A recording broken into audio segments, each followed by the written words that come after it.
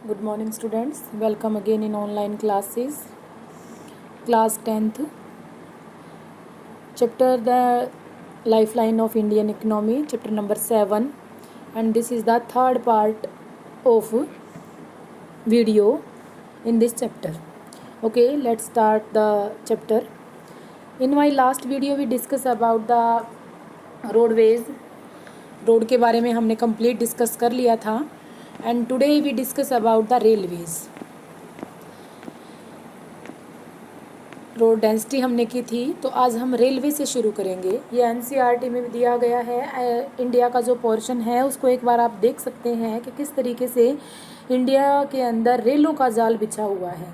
तो इस जो ये वेब बना हुआ है, रेल वेब कह सकते हैं हम इसको, तो ये बना हुआ है. तो इट्स मीन्स इंडिया के अंदर जो है वो रेलों का विस्तार सबसे ज़्यादा है, क्योंकि यहाँ पे जो ट्रांसपोर्टेशन होती है वो सस्ती भी है और एक ही टाइम में बहुत सारे सामान और पैसेंजर्स को एक से दूसरी जगह पहुँचा सकती है. Let's continue the topic. Railway are the principal mode of transportation of goods and passenger in India. India के अंदर रेलवे जो है वो गुड ट्रांसपोर्टेशन है रेलवे के लिए, पैसेंजर्स के लिए और सामान के लिए. Railway also make the possible to conduct various activities like business, sight seeing, pilgrims होते हैं धार्मिक यात्रा करने वाले लोग, बिजनेस में और विद डिफरेंट टाइप के साइट सीइंग में, और पिलिग्रिम्स के लिए ट्रांसपोर्टेशन बहुत ज़्यादा हेल्पफुल होता है. Apart from an important role and transport, Indian Railway have been great integrating force of more than 150 years. लगभग 150 सालों से अगर इंडियन रेलवे में हम देखें तो सबसे ज़्यादा मोस्ट ऑफ जो इम्पोर्टेंट ट्रांसपोर्ट है वो रेलवे ही रहा है. Railways in India bind the economic life of the country as well as the accelerate the development of industry and agriculture. जिस तरीके से इंडिया में रेलवे इकोनॉमिक लाइफ तो हमारी इंडिया की जोड़ ही रहा है, उसके साथ इंडस्ट्रियलाइजेशन और एग्रीकल्चर में भी रेलवे बहुत मेन रोल प्ले कर रहा है. क्योंकि इंडस्ट्रियलाइजेशन, कोई उद्योग लगाना है या कोई एग्रीकल्चर एरिया में हमें डेवलपमेंट चाहिए, तो एक ही समय में खूब सारा सामान एक जगह से दूसरी जगह पहुंचाने में ये हमारी हेल्प करता है. रेल का नेटवर्क यहाँ दिया गया है. The Indian railway network of 7031 station spread in over route of length of 63 to 1 kilometres के एरिए में 7031 स्टेशंस जो हैं वो फैले हुए हैं. इसके साथ लोकल मोटिव सेंटर्स दिए गए हैं, पैसेंजर्स कितने सफ़र करते हैं, सर्विस व्हीकल्स कितने हो रही हैं और कितने लोग एक जगह से दूसरी जगह इन लोगों के साथ कनेक्टिव हैं, वो चीज़ें यहाँ डाटा दिया गया है.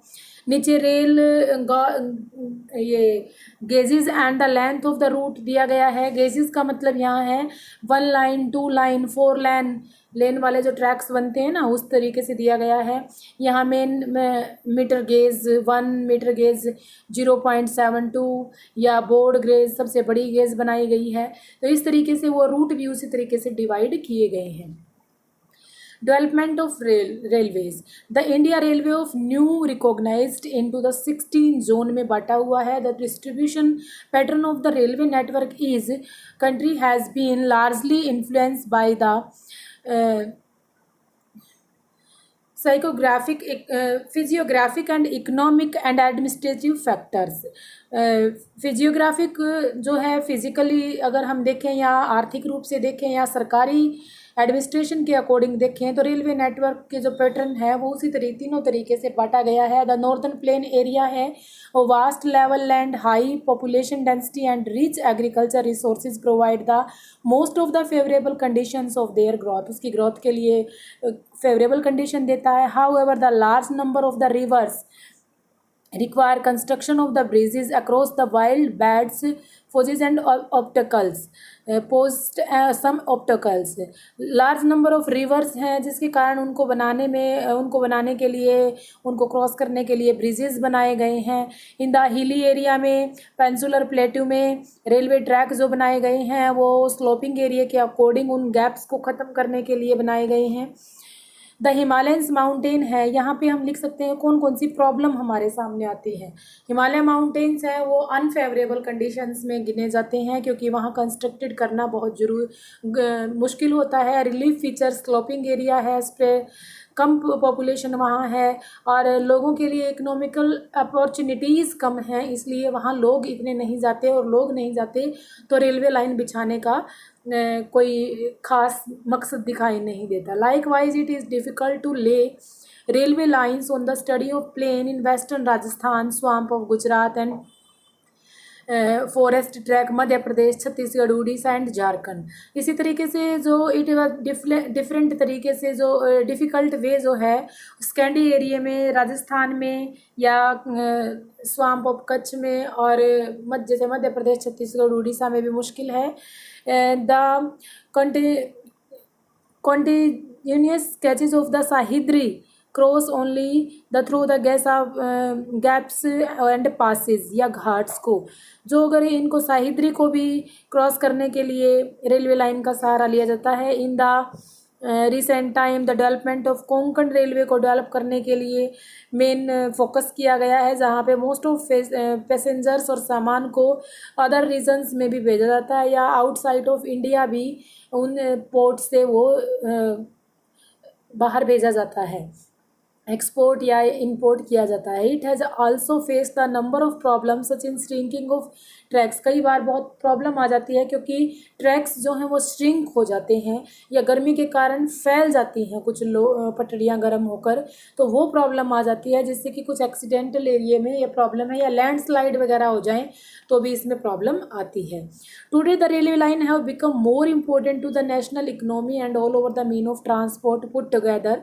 मेन रोल है इंडियन इकोनॉमी में रेलवे लाइन का। However the rail transport suffer the certain problems as well. Many passenger travel with tickets, without ticket करते हैं, या थीफ या डैमेजिंग होने की संभावना इसमें सबसे ज़्यादा होती है, या जो पीपल हैं वो स्टॉप नहीं कर रहे, पुल टू चेन, अननेसेसरी चेन खींच देते हैं जिसके कारण हैवी डैमेज हो जाता है, पटरी एकदम से पटरी पर ट्रेन को रोकना पड़ता है जिससे कि काफ़ी प्रॉब्लम्स का सामना करना पड़ सकता है। नेक्स्ट टॉपिक है पाइपलाइंस। पाइपलाइंस को आप पिक्चर के थ्रू देख सकते हैं। Pipeline transports and network is also arrive so transportation map of India. India के अंदर अगर ट्रांसपोर्टेशन देखें इन चीज़ों की तो पाइपलाइंस का मेन रोल है। इन एंशिएंट टाइम में या पास्ट में जो ट्रांसपोर्ट होती थी वो ओनली सिटीज़ में वाटर सप्लाई के लिए किया जाता था, सिटीज़ में या इंडस्ट्रियल एरिया में, लेकिन अब ऐसा नहीं है। इसमें crude oil, petroleum product, natural gas from oil and natural gas is filled in refineries, fertiliser factories and big thermal power plants के पास भी इन चीज़ों को भेजा जाता है। Solids can also be transport इन through the pipelines when convert into the slurry. कई बार सॉलिड्स को पिघलाकर या उसकी थिकनेस को कम करके इनके थ्रू भी इनको भेजा जा सकता है। The far inland location of the refineries like the Baruni, Mathura, Panipat and gas-based fertilizer plants could be through they have because of the pipelines. Pipelines के थ्रू जो है गैसेस को भी भेजा जाता है और ऑयल को भी प्यूरिफाई करने के लिए डिफरेंट जो पोर्शन दिए वहाँ भेजते हैं। Intel cost of the laying the pipelines high in subsequent running cost and minimals it reduced to transshipment loss of the delay। मतलब क्या करें कि पाइपलाइंस के थ्रू भेजने के से एक तो ट्रांसपोर्टेशन डिले नहीं होता कि किसी जैम लग जाता है या फिर कोई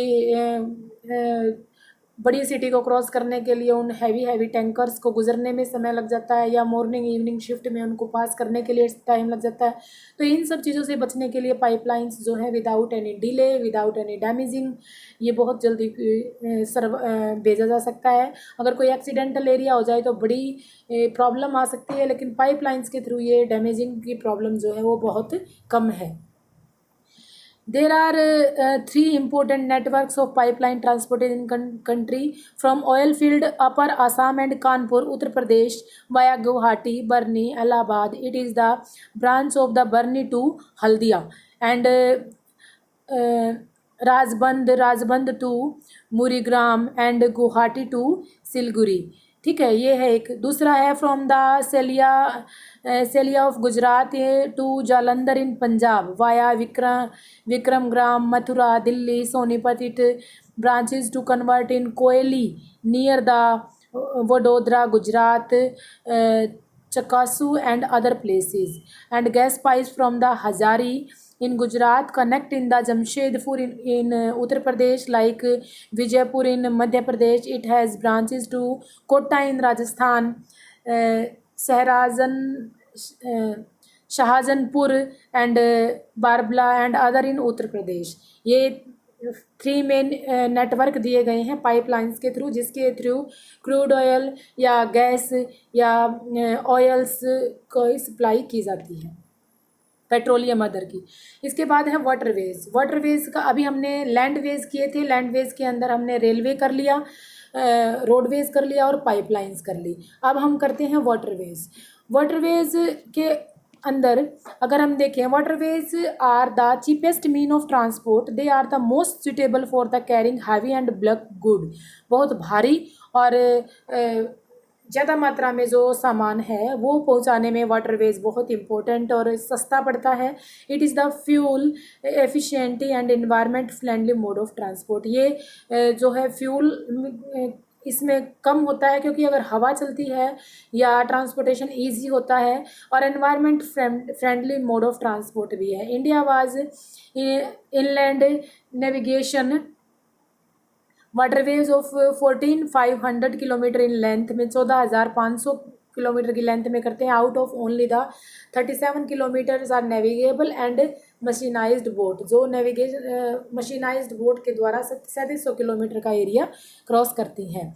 the following waterways has been declared as the national waterways by government. The Ganga river between Allahabad and the Haldia 1620 kilometre की एरिया को कवर करता है और नेशनल वाटरवे नंबर 1 इसे कहा जाता है।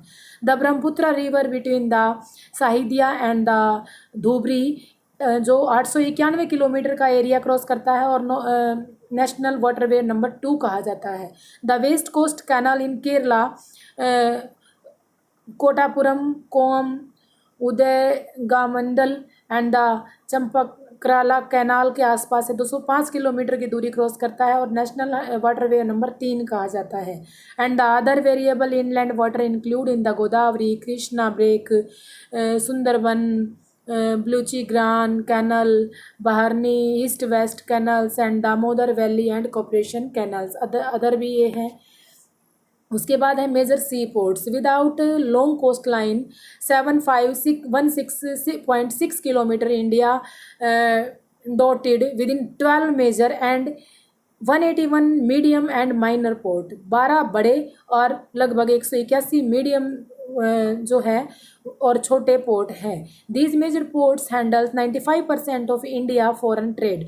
विदेशों से जो व्यापार किया जाता है वो इनके थ्रू किया जाता है। Kandla in the Kutch are the first port of developed Indian